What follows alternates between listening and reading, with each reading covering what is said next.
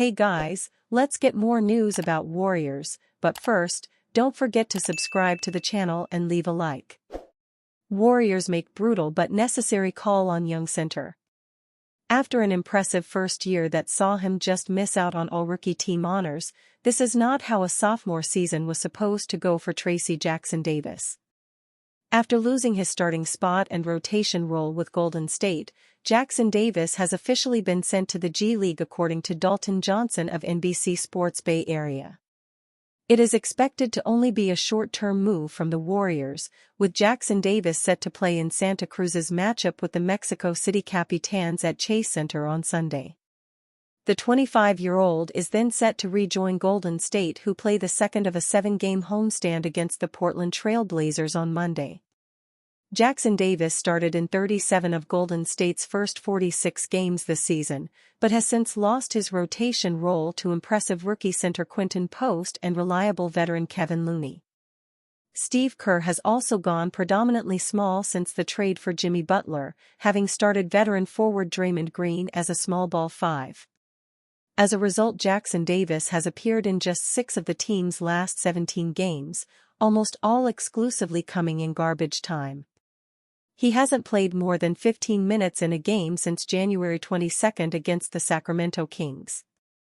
Despite the lack of playing time recently, Kerr believes Jackson-Davis will work his way back into the mix, stating that I'd wager almost anything in these last 19 games he'll find his way back into the rotation. For now, hopefully Sunday's game will provide Jackson-Davis with a much-needed confidence boost, with Santa Cruz set to face former Warrior champion Juan Toscano Anderson. The 6'9" big man will be an important inclusion for the G League Warriors, who have now lost 5 straight games, including back-to-back games against the Wisconsin Herd at Kaiser Permanente Arena on Wednesday and Friday. There should be plenty of interest in Sunday's game, with Jackson-Davis taking the court alongside recent two-way contract acquisitions Braxton Key and Taron Armstrong. The former was dominant against the Herd, having averaged 27.5 points, 13.5 rebounds, 3.0 assists, 5.0 steals and 2.0 blocks over the 2 games after signing with Golden State earlier in the week. Armstrong made his debut for Santa Cruz on Friday, dishing out 7 assists but failing to score a single point in 23 minutes off the bench. Draymond Green comes up clutch as Warriors survive Pistons battle. The Golden State Warriors have made a positive start to their 7-game homestand, overcoming the Detroit Pistons in a hard-fought 115-110 victory at Chase Center on Saturday night. Having trailed by 1 in the final minute of what was a seesawing contest, Draymond Green was the unlikely offensive hero with a clutch wing 3 to regain the lead in the final 40 seconds. Moses Moody followed that with a big steal on Pistons star Cade Cunningham, and while Green missed one of his 2 ensuring free throws, the veteran forward came up with a big contest on what would have been a game-tying 3-pointer from Malik Beasley.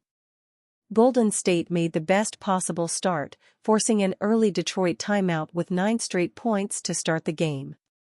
The Pistons responded with 8 of their own, with neither team able to gain significant momentum throughout the remainder of the game. Detroit led by 3 at halftime and 3 again entering the 4th, but the hosts produced a 31-23 final period to record their 4th straight win and 11 of the past 13 since the blockbuster acquisition of Jimmy Butler. Stephen Curry delivered another big performance with 32 points, in doing so celebrating 25,000 career points. The 2x MVP only shot 8 of 22 from the floor though and 4 of 15 from beyond the arc, yet was crucially a perfect 12 of 12 from the free throw line. Butler added 26 points in what was his highest scoring output in a Warrior jersey. The 6x All-Star shot an efficient 9 of 17 and made a pair of threes, while also adding 9 rebounds and 5 assists in nearly 37 minutes.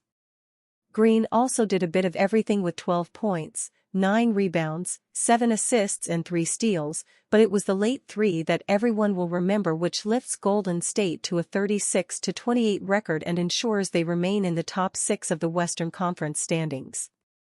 Gue Santos provided a huge spark off the bench, posting 15 points and 6 rebounds, which included a remarkable putback and one layup in the fourth quarter. The Brazilian forward fouled out late in what a whistle-heavy game, with the teams combining to shoot 77 free throws. The Warriors shot just 41.7% from the floor and 29.3% from three-point range, but the Pistons were also just 5 of 23, 21.7%, from beyond the arc. Golden State will look for a fifth straight win when they host the Portland Trail Blazers on Monday night. Jimmy Butler's impact on the Golden State Warriors has been profound, with the franchise having now gone 11-1 in games with the 6x All-Star since his blockbuster acquisition just over a month ago. The 35-year-old has completely turned around the Warriors season, yet has done so without producing an absolutely dominant scoring game. Despite 25 points in his team debut against the Chicago Bulls before the All-Star break, Butler averaged 16.3 points on 44% shooting through his first 10 games with Golden State.